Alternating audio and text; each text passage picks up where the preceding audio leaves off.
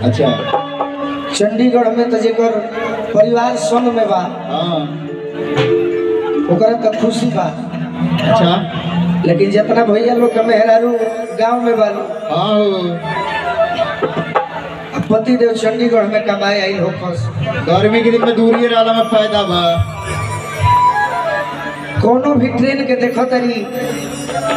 तो उनका बुझाता कि हो ना हो यही पर हमार बोलमु आवत तड़े। अच्छा 10 गो ट्रेन गुजर गई मालो गाड़ी के देखो तरी तो बुझाता कि कजे नहीं में लटक के आवत है टिकट ना मिलल होई तो पीछवा बैठला देखनी हां बाकी आवत नहीं खन तो अपना सखी से कह तरीका का कहत तरी कि रेलिया रोजे आवेले रेलिया रोजे आवेले पियावा कबो न आवेला रेलिया रोजे आवेले पियावा कबो न आवेला रेलिया रोजे आवेले पलमुआ कबो न आवेला रोजे आवेले मेन पसिंजर बन के वो सिटी बजावेले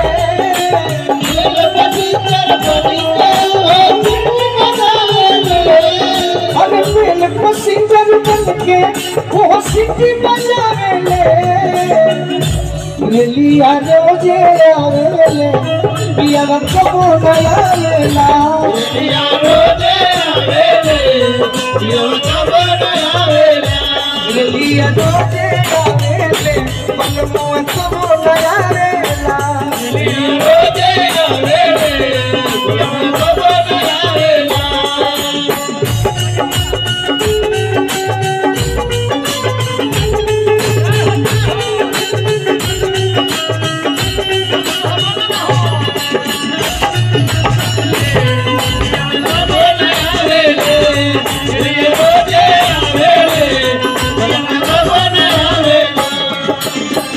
बहुत आशीर्वाद माता जी लोग के मिलो।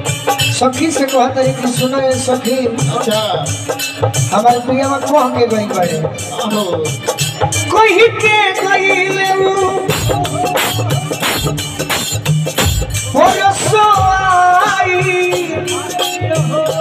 आई तो तहारा के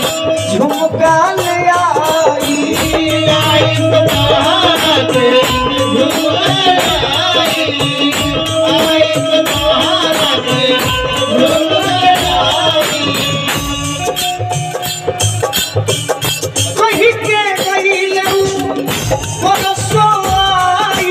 झुमका तुम्हारा की झुमका ले आई तो तुम्हारा के झुमका आई तो तुम्हारा के झुमका ले आई सजिया रोज सतावेले सजिया रोज सतावेले पियावा कबो न आवेला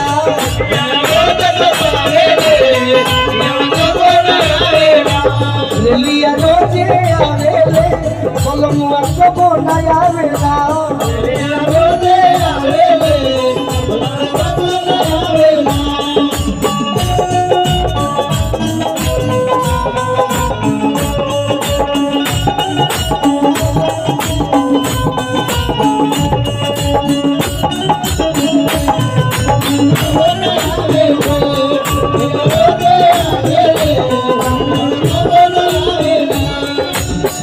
और कान में कहत है कबूले जगई बतू जिंदगी के दिया लटकी रहबी हम पिया पिया पिया पिया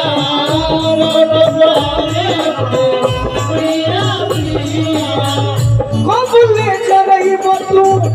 जिंदगी के दिया लटकी रहबी हम पिया पिया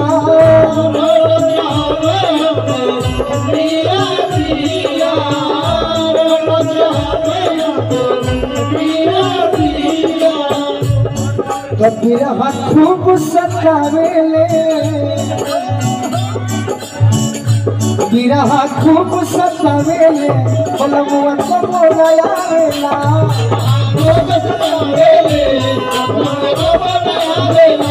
रेलिया रोजे आवेले पिया को नया वेला रेलिया रोजे आवेले बलमुआ को नया वेला